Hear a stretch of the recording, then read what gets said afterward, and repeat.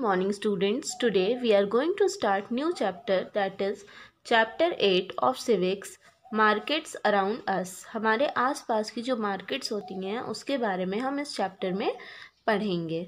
So let's begin with the introduction part. A market is a place where goods and services are exchanged between buyers and sellers. Market वो जगह है जहाँ पे goods और services जो होती हैं, सामान जो होते हैं, वो एक्सचेंज होते हैं किसके बीच में? बायर्स और सेलर्स के बीच में. मीन्स जो खरीदार होता है और जो बेचता है उनके बीच में जो सामान एक्सचेंज होता है जिस जगह पे, उसे हम मार्केट कहते हैं. Before we began using money to buy what we needed, we used to exchange goods or services for other goods or services. अब जब हमें पैसे की ज़रूरत नहीं पड़ती थी किसी भी चीज़ को ख़रीदने के लिए, उस टाइम जब मनी नहीं चलता था, तो we use to exchange goods और सर्विसेज. तब हम क्या करते थे?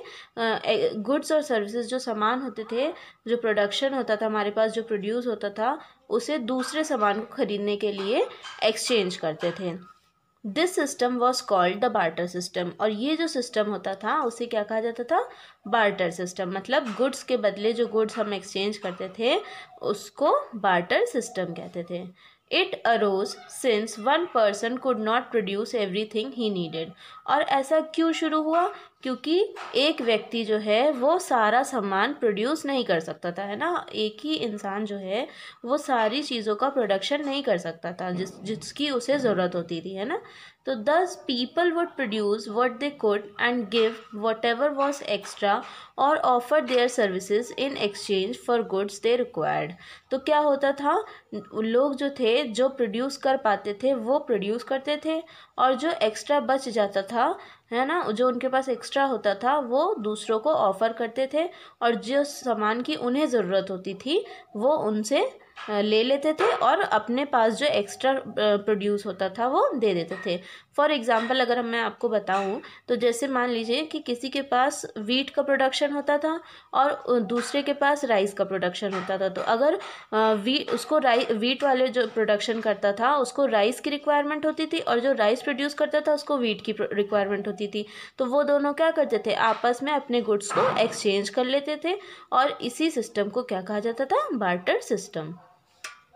Today, most interactions in the marketplace are based on exchange of money for goods or services. अब आज के टाइम पे जो इंटरेक्शंस हैं मार्केट की जगहों पे, वो किस पे बेस होता है? मनी में. ठीक है, मनी एक्सचेंज होती है गुड्स और सर्विसेज के लिए. ठीक है, आज के टाइम पे जो इंटरेक्शन है वो क्या है? किस पे आधारित है? मनी पे. Exchange of money. हमें कोई भी सामान खरीदने के लिए क्या करना पड़ता है? पैसे देने पड़ते हैं, है ना. Markets exist because of interaction between producers and consumers. और मार्केट कैसे एग्जिस्ट करती है? कोई भी मार्केट तभी एग्जिस्ट करती है जब इंटरेक्शन होता है प्रोड्यूसर और कंज्यूमर के बीच में. ठीक है, जो प्रोड्यूस कर रहा है और जो कंज्यूम कर रहा है. प्रोड्यूसर्स सप्लाई गुड्स और services and consumers buy these goods और सर्विसेज. अब क्या होता है? प्रोड्यूसर जो होता है वो सामान को, वो प्रोडक्ट्स को प्रोड्यूस करता है, ठीक है, और उसे सप्लाई करता है. ठीक है, उसको प्रोड्यूस करके सप्लाई करता है गुड्स और सर्विसेज को, और कंज्यूमर जो होता है वो क्या करता है? इन्हीं सामानों को खरीदता है. There are people in between who act as intermediaries. अब कुछ लोग होते हैं इन दोनों के बीच में, कंज्यूमर और प्रोड्यूसर के बीच में, जो कि किसका काम करते हैं? इंटरमीडियरीज. ठीक है, प्रोड्यूसर और कंज्यूमर के बीच के जो लोग होते हैं उन्हें क्या कहते हैं? Intermediaries. They are called traders. वो कौन होते हैं? ट्रेडर्स मीन्स व्यापारी.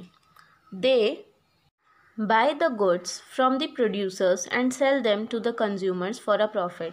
अब ये क्या करते हैं? सामान को प्रोड्यूसर से ख़रीदते हैं. जो व्यापारी होते हैं ट्रेडर्स, वो क्या करते हैं? प्रोड्यूसर से सामान को ख़रीदते हैं और उसे कंज्यूमर को बेचते हैं. किसके लिए? प्रॉफिट के लिए, मुनाफे के लिए. The main motive of all these commercial activities is to make profit. और जो मेन मकसद होता है इन सभी कमर्शियल एक्टिविटीज़ का, वो क्या होता है? प्रॉफिट बनाना. ठीक है. There are various products and services available in the current markets. अब बहुत सारे प्रोडक्ट्स और सर्विसेज अवेलेबल हैं आज के मार्केट्स में. We now have the opportunity to choose from many different sellers of the same products or services.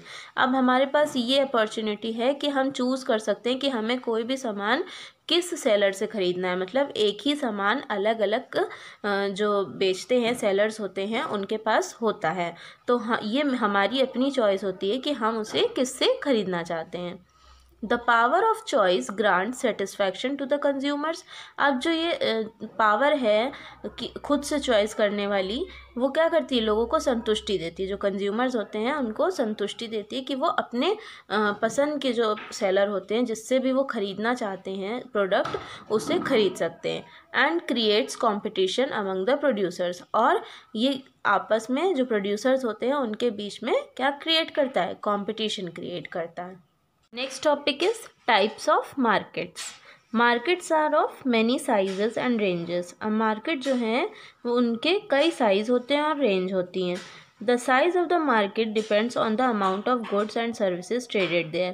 अब जो साइज़ होता है मार्केट का, मीन्स किसी भी हम मार्केट का जो साइज़ होता है वो किस पे आधारित होता है कि कितने अमाउंट जो है गुड का वो ट्रेड किया जा रहा है, मतलब कितना सामान का व्यापार हो रहा है, उस पे ये आधारित होता है।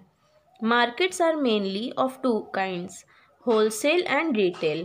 मार्केट जो है वो दो तरह की होती हैं, एक होलसेल मार्केट होती है और दूसरी रिटेल मार्केट होती है। अब हम इसको डिटेल में पढ़ेंगे। So let's study wholesale markets. A wholesale market is where goods are bought in bulk from producers and sold in smaller quantities to buyers. Wholesale market क्या होती है, जहाँ पे सामान जो है वो थोक में ले आया जाता है। ठीक है, एक साथ बहुत सारा सामान ले आया जाता है प्रोड्यूसर से और इसे बेचा जाता है स्मॉलर क्वांटिटी में, किसको, बायर को, ख़रीदार को। ठीक है, goods are bought mostly for the purpose of reselling. और ये जो सामान लाया जाता है थोक में वो किस पर्पज़ से, किस मकसद से लाया जाता है, रीसेलिंग मीन्स दोबारा बेचने के मकसद से। Goods sold in a wholesale market include fruits, vegetables, food grains, textiles, medicines and paper.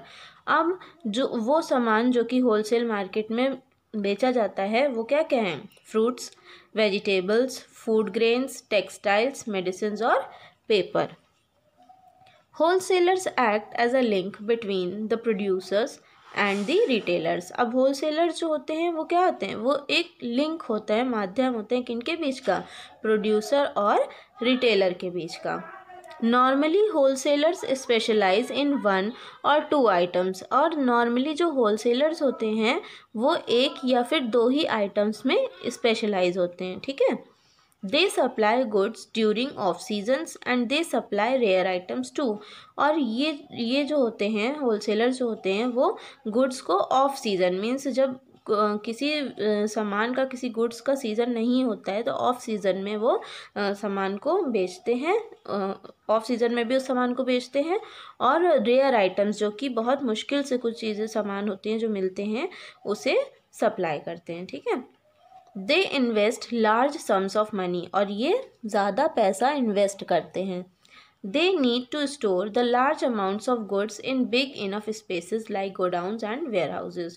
और जो होलसेलर्स होते हैं उनको अपने सामान को स्टोर करने के लिए, है ना, उनका सामान क्योंकि बल्क में आता है, थोक में आता है, तो वो बहुत ज़्यादा अमाउंट में होता है, तो इस सामान को रखने के लिए, स्टोर करने के लिए इन्हें एक बड़े जगह की ज़रूरत होती है। और वो जगह कैसी होती है, जैसे कि गोडाउन्स या फिर वेयर हाउसेस। ठीक है, उन्हें इस तरह की जगह की ज़रूरत होती है जिस पे वो अपना जो सामान होता है वो स्टोर करते हैं। Wholesalers convey the needs, requirements and even changing trends to manufacturers. अब होलसेलर जो होते हैं वो अपनी ज़रूरतों को और जो ट्रेंड चेंज हो रहा है, मीन्स जैसे पहले कोई प्रोडक्ट का ब्रांड चल रहा होता था, फिर बाद में कोई दूसरी डिमांड आ जाती है, तो उसको जो ट्रेंड चेंज हो रहा है उसके हिसाब से वो मैन्युफैक्चरर को अपनी ज़रूरत बताते हैं। They do not advertise or put their products on display. अब जो होलसेलर्स होते हैं वो अपने सामान का प्रचार नहीं करते हैं, ठीक है, और ना ही ये डिस्प्ले पे अपने प्रोडक्ट्स को लगाते हैं, ठीक है। They work through word of mouth reputation.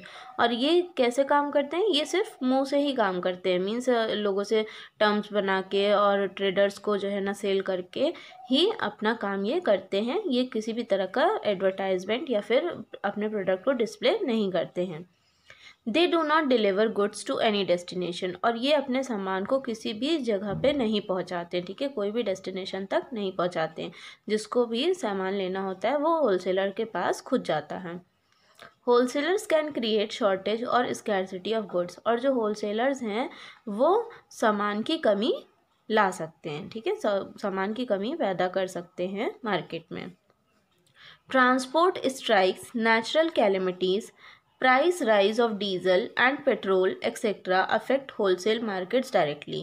अब ट्रांसपोर्ट स्ट्राइक्स मीन जब बस की जब ट्रकों की स्ट्राइक्स हो जाती हैं ना, जब ट्रांसपोर्ट की हड़ताल हो जाती है या कोई प्राकृतिक आपदा आ जाती है या फिर डीजल या पेट्रोल के प्राइस बढ़ जाते हैं, तो ये क्या करता है, होलसेल मार्केट को डायरेक्टली अफेक्ट करता है। They control the availability of goods in the market and create shortage. ये क्या करते हैं, ये जो गुड्स की अवेलेबिलिटी है उसको कंट्रोल कर लेते हैं, सामान की जो मिल रहा होता है उसे कंट्रोल कर लेते हैं, और मार्केट में क्या होती है, शॉर्टेज आ जाती है गुड्स की। Most wholesale market sell a particular kind of product. अब कई होलसेल मार्केट जो होती हैं वो सिर्फ एक पर्टिकुलर काइंड का प्रोडक्ट सेल करती, मीन्स वो एक ही प्रोडक्ट को सेल करते हैं। For example, Azadpur Mandi is a wholesale market for fruits and vegetables. अब जैसे कि हम एग्जांपल देखें तो आज़ादपुर मंडी जो है वो क्या है, होलसेल मार्केट है किसकी, जहाँ पे सिर्फ फल और सब्जियाँ मिलती हैं। तो ये क्या है, ये particular kind of product sell करती है, ठीक है। While Khari Baoli is a wholesale spice market in Delhi. और उसी जगह अगर हम देखें तो खारी बौली जो है वो भी एक होलसेल मार्केट है किसकी, मसालों की, ठीक है, स्पाइस मार्केट है कहाँ पे, दिल्ली में। तो ये क्या है, ये कुछ होलसेल मार्केट्स हैं जो कि particular kind of product sell करती हैं। आज़ादपुर मंडी जो कि होलसेल मार्केट है फ्रूट्स और वेजिटेबल्स की, और खारी बौली जो कि होलसेल मार्केट है स्पाइसेस की, जो कि दिल्ली में है। So students, I hope you have understood this much. Now we will continue this chapter tomorrow. Thank you.